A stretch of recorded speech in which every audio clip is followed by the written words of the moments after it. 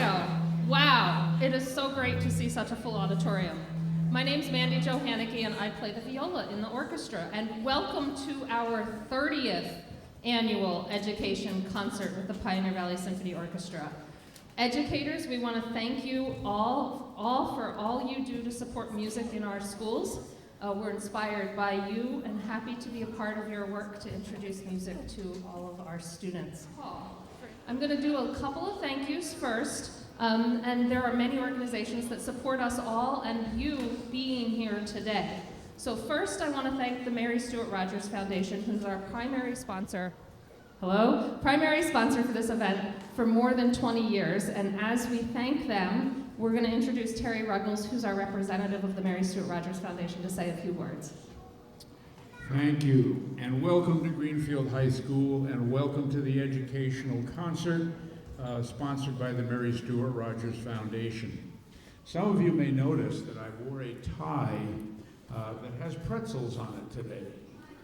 Anybody like pretzels? Raise your hand. And I'll bet you that if you have one pretzel, you can't just have one, right? Is that right? Well, the reason the Mary Stuart Rogers Foundation has supported this concert for 25 years is because they believe in the power of music, particularly for young people. And my guess is that if you like one kind of music, you'll probably like more, just like pretzels. So that's one of the reasons that they want you to hear the type of music that you're going to hear this morning and learn to appreciate it. So I bring you greetings from the Mary Stuart Rogers Foundation. Let's have a hand for them for sponsoring this for 25 years.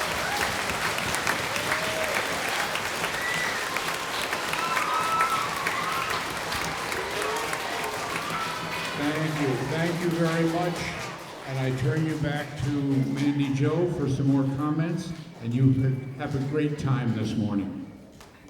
Thank you, Terry. In addition to the Mary Stuart Rogers Foundation, without which this concert would not be possible, there are many other organizations that we owe a lot of debt of gratitude to support this concert.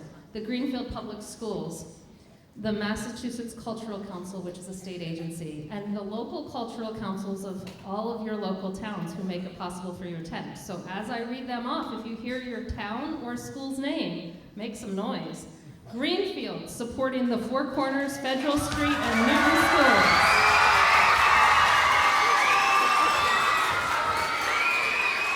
Bernardston and Leiden for supporting the Bernardston Elementary School.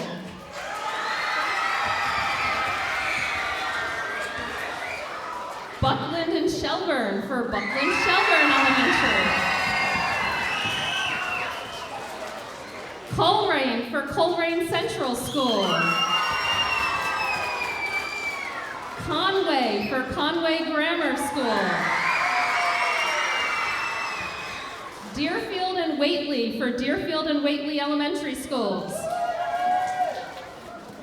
Gill and Montague for Gill and Sheffield Elementary Schools.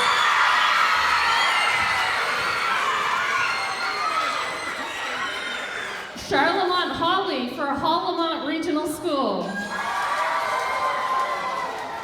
Northfield for Northfield Elementary and Pioneer Valley Regional School. Ashfield for Sanderson Academy. Montague for Sheffield Elementary.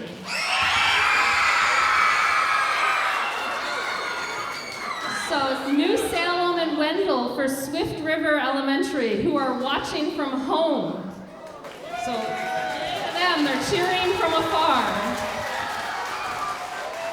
We are also excited to have with us today a homeschool group, Shutesbury Elementary School, and Leeds and Bridge Street Elementary from Northampton.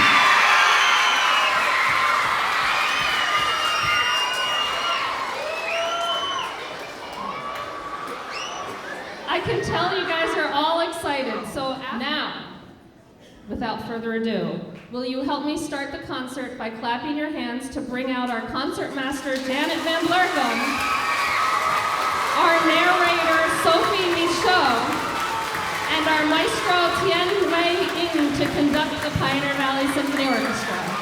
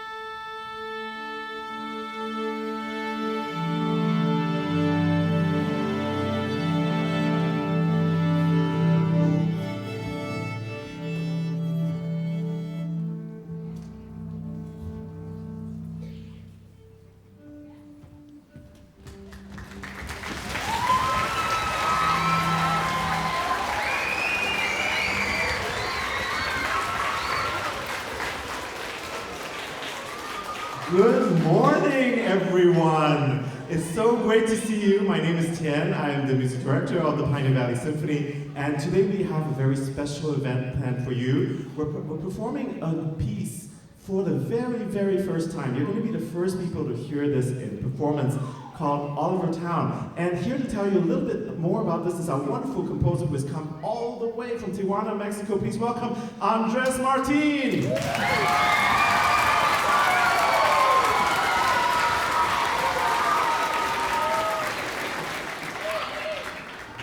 Hello everyone, good morning.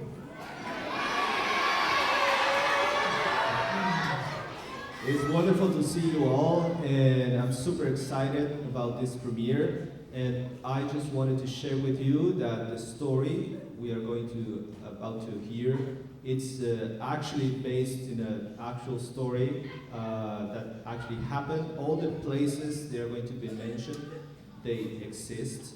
So Roger Arvid Anderson was found a mountain lion himself walking the streets of San Francisco. He actually showed me a picture, and that was the inspiration for this story. And we got together last year, and we walked together all these places where the story happens. So I hope you enjoy the music, the story, and this wonderful orchestra. Thank you.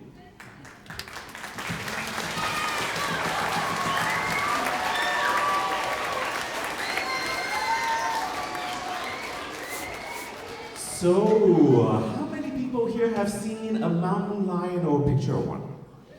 Okay, great. So you are ready for this. You're gonna picture this mountain lion wandering around town in San Francisco, imagining who, trying to discover what he is. And to lead us through that, please join me in welcoming our wonderful narrator and speaker, Sophie Michaux.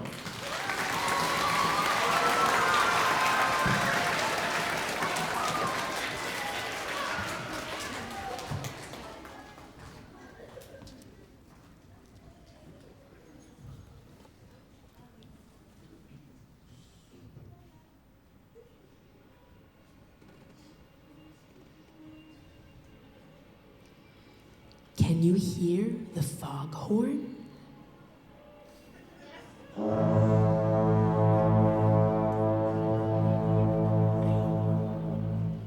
Oliver can. His sister and brother are both napping on a big branch of an oak tree. Oliver has a smaller branch of his own. It's just as well as the foghorn keeps him awake.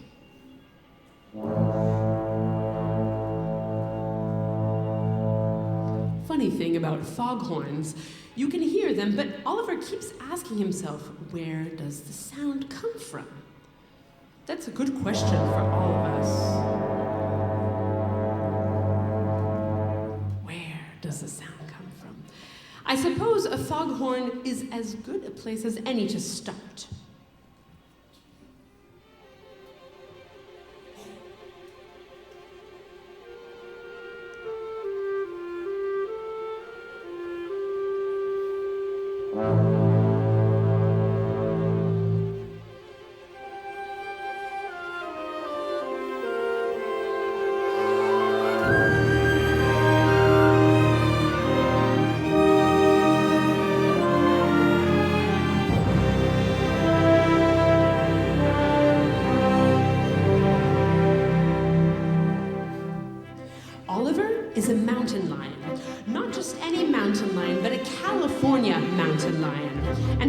is the peak of Mount Tamalpais, which rises just to the north of the Golden Gate Bridge. The peak is so high it rises above the afternoon fog. Often Oliver only has the fog and the sun to see, but just as often the fog melts away as the moon is rising, the stars come out. Now, just now, Oliver can see the distant twinkle of the city of San Francisco.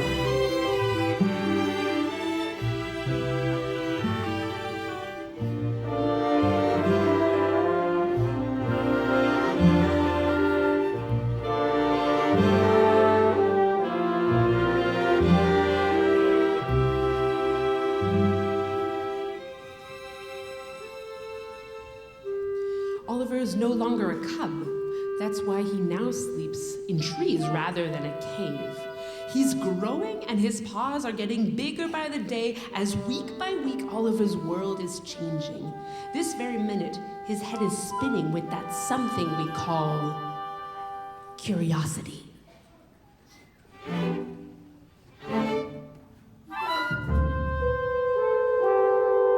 Oliver's mother and father know that too, and when they go hunting for dinner, that means stay in the tree with your brother and sister and wait. Boring. And that's not the only rule.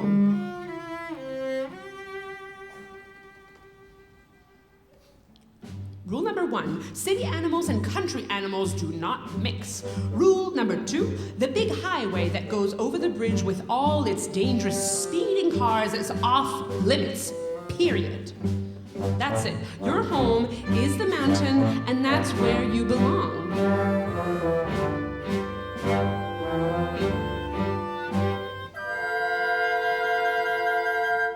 Some days seem all the same. And then a day comes that's different from all others, and today is one of those days, or shall I say, night.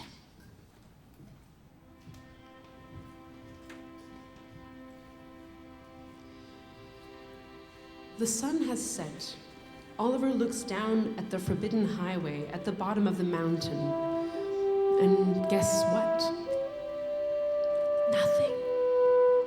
No cars, no flashing headlights, no red taillights, just an empty pathway like the trail on the mountain. He can even see the big bridge, and that too is empty.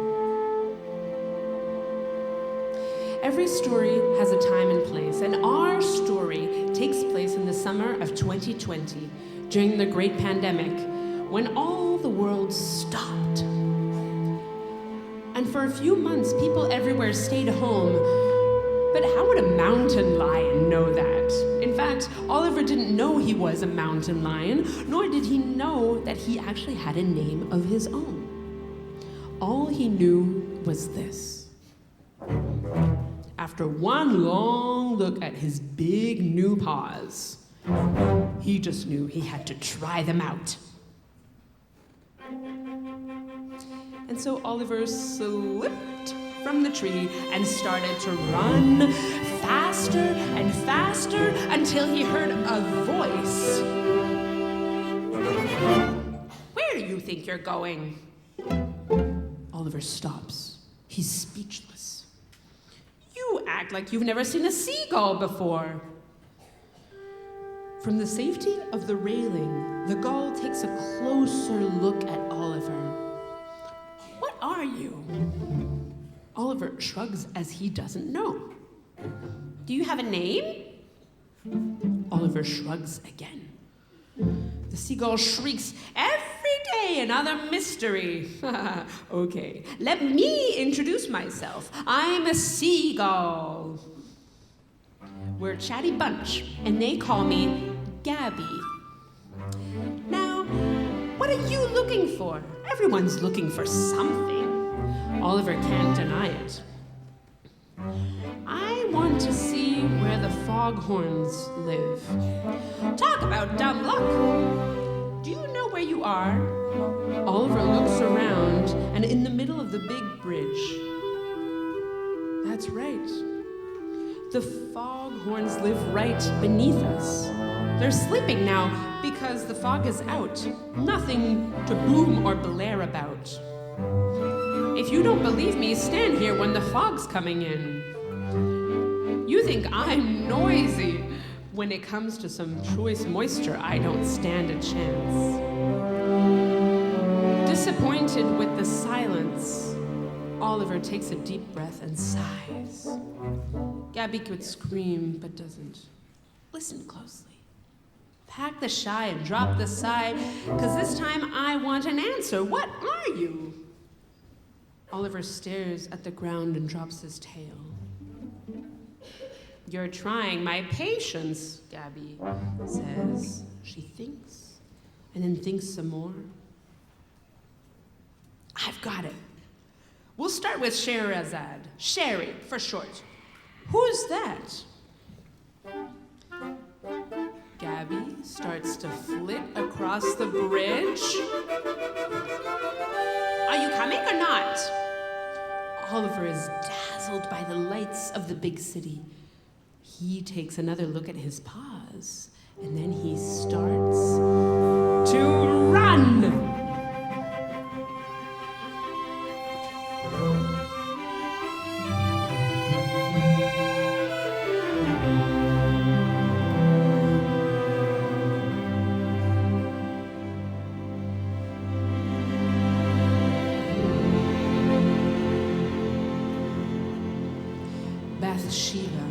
The great blue heron is standing at the edge of the lagoon by the giant pillars of the Palace of Fine Arts. Don't look, but I think we've got company coming. Evelyn, a snowy egret, flashes ahead of elegant long plumage and looks.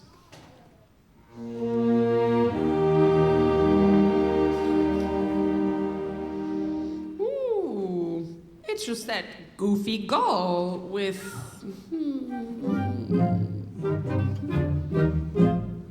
Bathsheba agrees. I don't know what it is either. Gabby struts to the shore with Oliver. Okay, girls, any idea where Sherry is? Bathsheba nods to the far end of the lagoon. And there, coming across the lagoon, sailing majestically in a ruffle of white feathers, is no other than Scheherazade, the swan.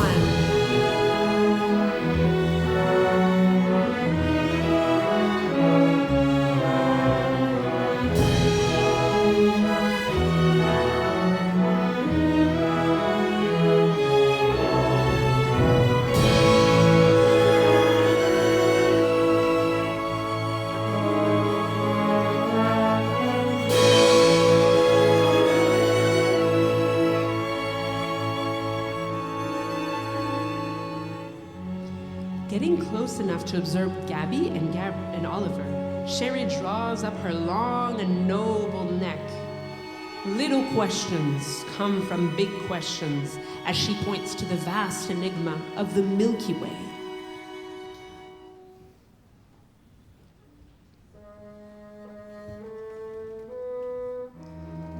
Gabby and Oliver, taking that as sage advice, look in wonder at those millions of stars.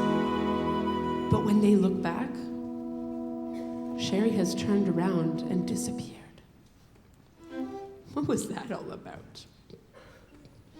Bathsheba, with her long beak, probes one of Oliver's ears, and Evelyn the other.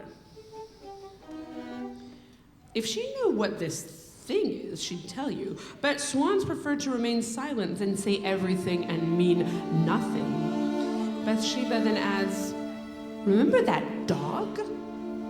Oh yes, it's the same color as this, whatever. Gabby winks at Oliver. Congratulations. In 5 seconds, you've gone from a thing to whatever.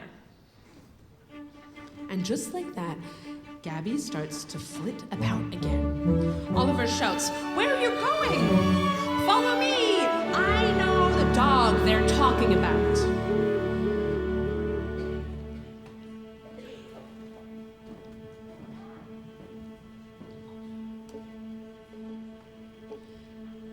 Lafayette Park is high on a hill overlooking the city and the bay. In the arcade of trees at the top, at that time, you could spot a circle of tents.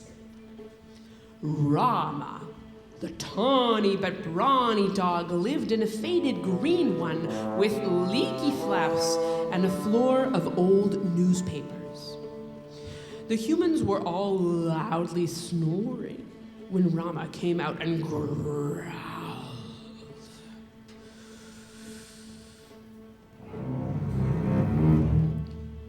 "What are you doing here? It's late, and I'm not nocturnal, nor are you." Gabby couldn't care less. "Knock it off and have a look." Rama blinks. "At this? Same sunny color as fur as yours." So suddenly, a hoot comes from the tree overhead. "And who's that?" says Spencer the owl. Rama sniffs. "It's no dog, and I know dogs." Gabby's annoyed. "A lot of help the two of you are. I'd really like to help, but Spencer's no fool. And who was there no wings, and that who has no beak? Because who has a nose and a row of teeth, though who can't bark, and who's not me?" But Rama's too late. Spencer can't hear. In a spiral of circles, he has left his tree for the sky. Climbing so high, a shooting star passes by.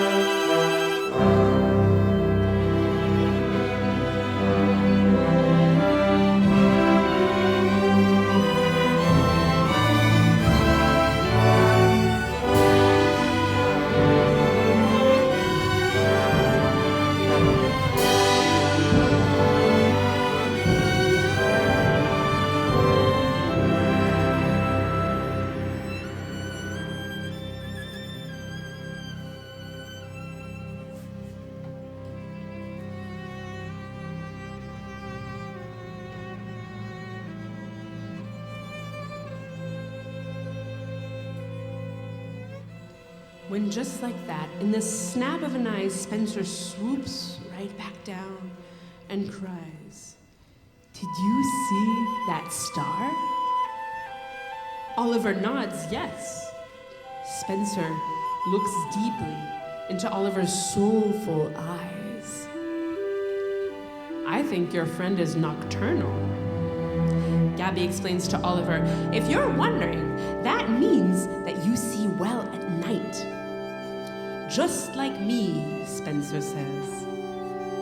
"And I saw what I needed to see. If you want to know who you are, ask for Sylvester."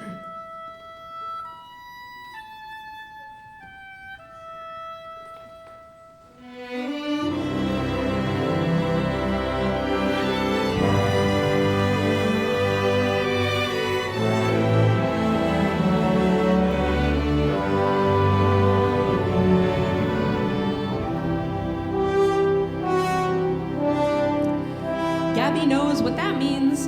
Downhill to the noodle factory. Of course, the kitchen's closed and the chef's gone home. But Waverly Place, more than most, is never empty of ghosts. As the orange paper lanterns are doomed to sway overhead. In all that gloom, Oliver spots Sylvester slurping on a bowl of noodles. I see something. Gabby's standing on a fire hydrant. "This is as far as I go." What's wrong? You smell anything funny? Oliver's nose twitches. Is that what noodles smell like? Why don't you go find out? Oliver slowly walks over to the mysterious creature. Are you Sylvester? Sylvester draws in the last of the noodles and wipes his chin. I've been called that among many things. Like what? Behold the black and white stripes, the magnificent sweep of my tail. With an intelligence so deep, I'm too accurate to fail, and my poetry's impeccable, though I'm something of a spectacle who'd rather be loved and utterly respectable. Is respectable an animal? No. But I'll give you a hint. Squint.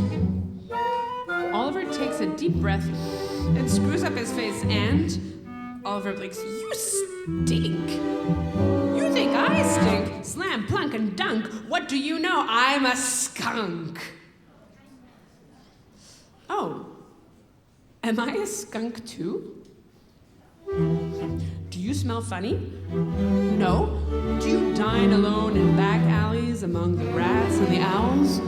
No? But what? Do you know Spencer? Of course I know Spencer, that silly hoot. Did he send you here? Yes. I thought he might know who I am. Really? Gabby's quick with the glib, 'cause we're skunked. Sylvester's not amused. But I will forgive you your little joke for the sake of the curious child. And just like Spencer, Sylvester studies Oliver's round and soulful eyes. Every poet has a beat. Try The Dumpster by Crooked Street.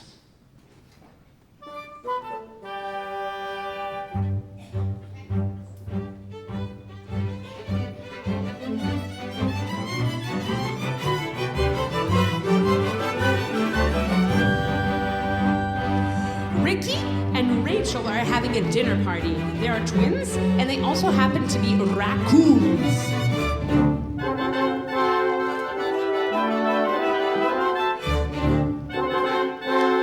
Ricky has opened one dumpster, and Rachel the other. I've got a pizza with pepperoni and olives. How about you?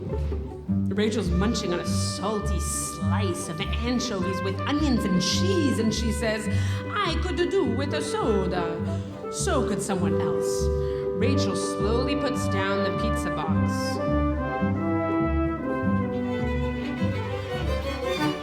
Who are you? Oliver shakes his head. Gabby adds, he doesn't know. Ricky, one by one, picks up the olives and the pizza. Either a raccoon or not a raccoon. Either full moon or not a full moon. Either pastrami or a cut of salami. Either a phony or a lot of baloney. Oh no, not another poet. Gabby shrieks in exasperation. Just when a similar screech of garbage truck hits his brakes, Sammy, a humanitas extremis, jumps from the cab and shouts at the twins, okay, you guys, scram! Ricky and Rachel dive for the bushes. Sammy walks over to Oliver. Did you hear me? Supper's over. Oliver has never come so close to a human being before. He jumps atop a dumpster lid, and no longer feeling meek, Oliver licks Sammy's cheek. Is that a joke? Lights go off in Sammy's mind.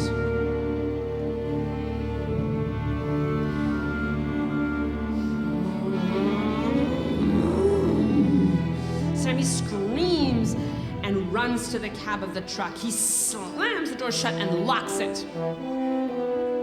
Now, Oliver has no idea what a cell phone is, but he sees Sammy shouting into one, and then within seconds, Oliver hears the wail of the police sirens.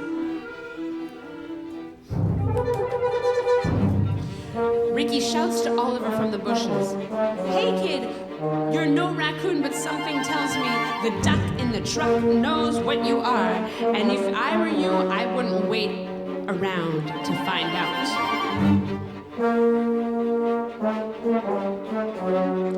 Oliver's confused and doesn't know where to run.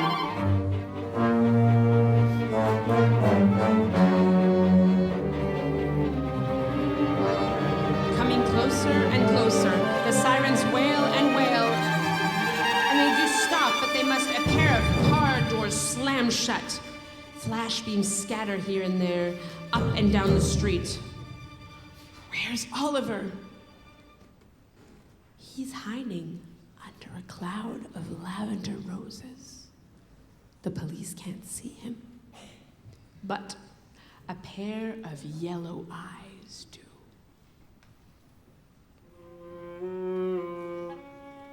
Staring right at him from a stand of bamboo sits a rare breed of cat with a royal coat as silky as the moon.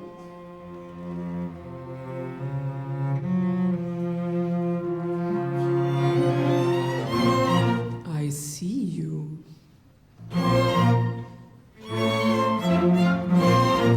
Cleopatra's also as brave as she's sassy.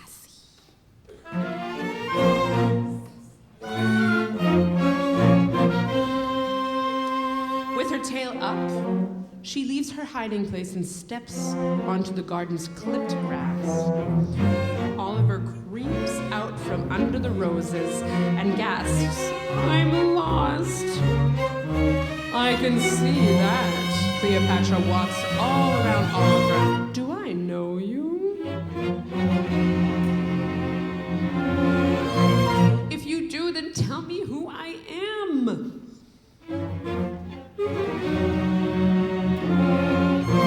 Oh, I expect you're one of those. Those what? The dreamers and the restless, just the desperate and the friendless. But I have a friend. Oliver points to Gabby perched on the garden wall.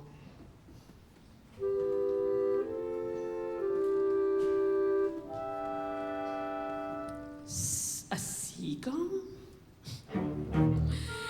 Cleopatra's not only baffled, but horrified. You are flitting about town with a common seagull? I mean, this is really too much. And of course, you're hungry. Your type are always hungry. Oliver's feeling put down, nods yes. Cleopatra, feeling triumphant, adds, "Maybe you belong on the wharf. The tourists love to feed the sea lions and the seals. Why not you? Now that I think of it, do you like popcorn?" Before Oliver can even answer, the doors to the house opens. "Cleopatra! Cleopatra!" A human voice can be heard. "Come inside right now!" Cleopatra rolls her yellow eyes and saunters towards the house. And just like that, the door slams shut. Once again, Oliver's back in the street. The police are gone. The dawn can be seen lighting the wharf. Oliver starts to run.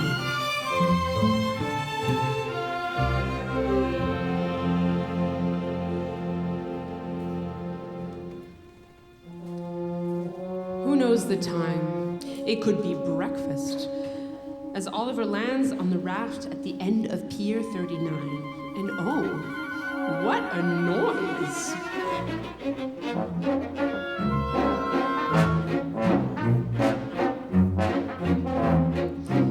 Amid the peanut shells and the popcorn bits, a colony of sea lions and seals are having a fit at the sheer presumption of this what? What am I? Oliver confronts Caesar, the most imposing of the sea lions. In scale and in girth, he is clearly a king, with a grim attitude to match. Can you swim? I don't know. Where do you want to go? Beyond the pier, Oliver can see the silhouette of the big bridge. There, the big bridge. Now I know what you are. Caesar looks across the bay to the bridge. He starts to laugh as he bugles. You are a fool!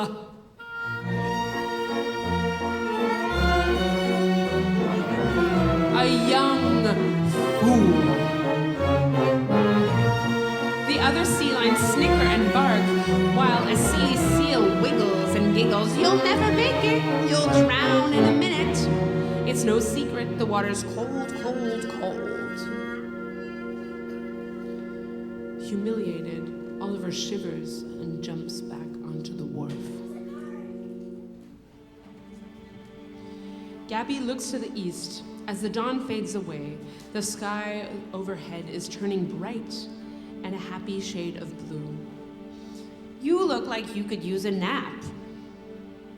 Oliver, exhausted, sighs. I need a tree. Not any tree, but a really big one. And Gabby knows just the one. Somewhere, on the bluffs of Fort Mason, there stands a tall sentinel from the past, as weather-beaten as the ruins of Alcatraz, a eucalyptus, perhaps, with a lofty branch, being as good a place as any for a nap. But not for long, as a swarm of green parrots are squawking up a storm.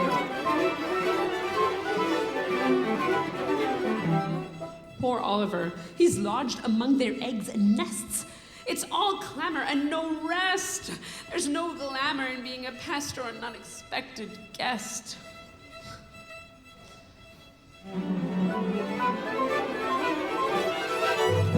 As always, Gabby knows what's next. Close by, at the marina of docked sailboats, Gabby introduces weary Oliver to old Pontius the pelican.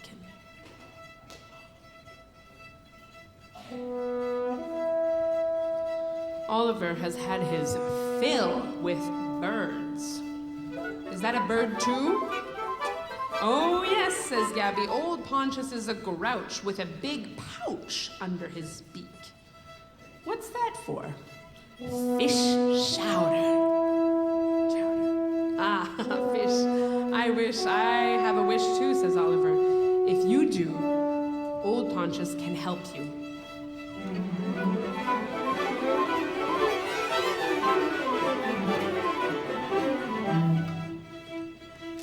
He's the lead pelican for a precision crew that flies like an arrow, and together they will guide you back to the bridge. Oh, that's my wish. I know, and soon enough, with exhilarating ease, 20 pelicans take command of the skies. As round and round and over the pelicans circle the bridge.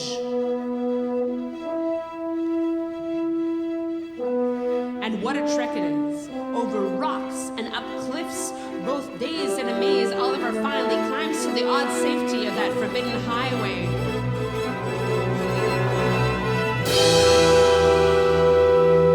And much Much to his surprise, he is not alone. There, just like him, another thoroughly exhausted animal. Not just any animal, but one as anxious as he is to go home. You look familiar, Oliver says. Are you a dog? No. I'm a coyote. Do you have a name? All these city animals seem to have names.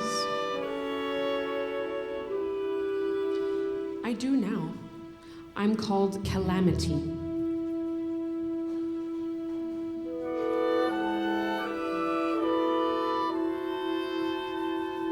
How about you? How can I have a name when I don't even know what kind of animal I am? You don't? I'll be kid. You're a mountain lion. Really? How do you know?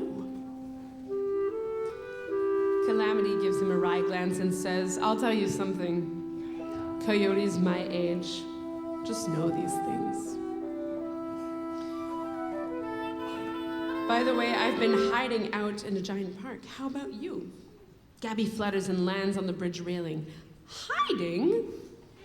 He hasn't been hiding at all. He's been all over town.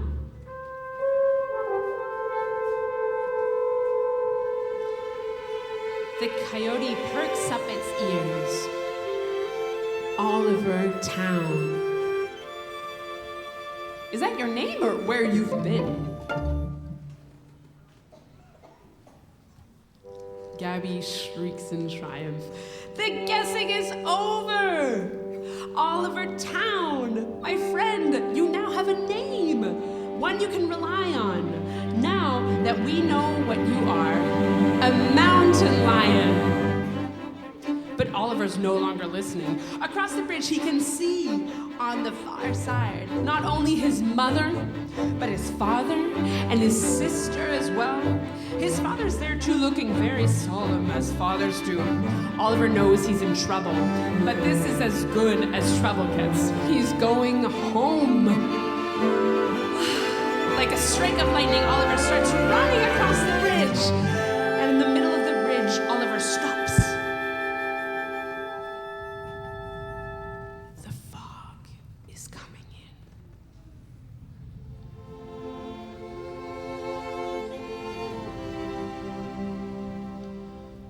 The great gray swirls of choice moisture are rolling into the bay. The foghorns come alive.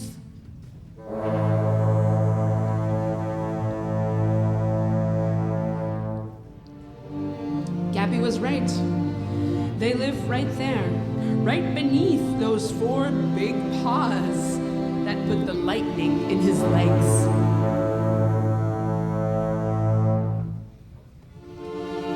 Oliver turns around to look for Gabby. He wants to say thank you and goodbye.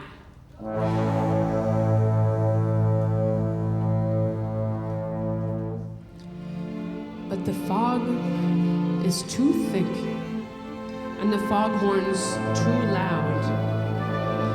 Gabby is gone. Gone with the fog.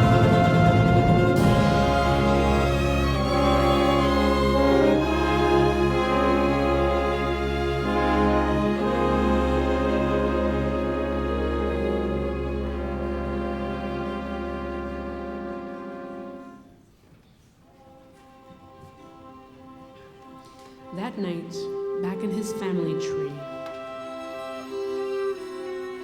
Oliver falls into a deep sleep. He recalls all the many birds and animals he has met, and then wonders all about the many creatures he has yet to meet. Oliver knows, too. Somewhere in the sky, Gabby will always agree.